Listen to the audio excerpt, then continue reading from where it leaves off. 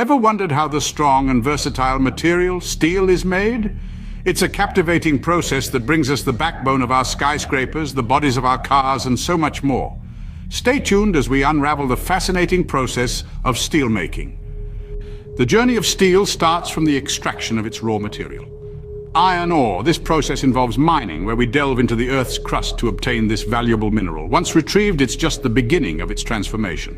After extraction, iron ore undergoes a series of transformations to become steel.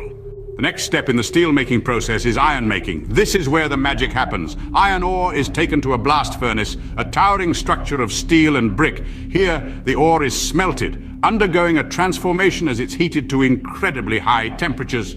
The result of this fiery process is pig iron, a raw form of iron that's not quite steel yet, but a crucial component nonetheless. With pig iron in hand, we are one step closer to producing steel. The final and most crucial step is the transformation of pig iron into steel. This magic happens in a steel-making furnace. Here, the pig iron is melted down and its impurities, like silicon and phosphorus, are carefully removed.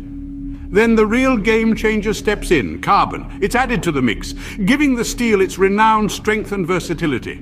After a precise cooling process, the molten metal hardens into the steel we know and use daily. And voila, the raw pig iron has now transformed into durable, versatile steel. So in a nutshell, the process of steelmaking is a journey from earth to strength. It begins with the extraction of iron ore, a valuable mineral deposit rich in iron. This iron ore then undergoes a transformative journey, becoming pig iron through the process of iron making. Finally, with some more refining and processing, this pig iron morphs into the robust, versatile material we know as steel. Indeed, the process of steel making is a testament to human ingenuity and the power of transformation.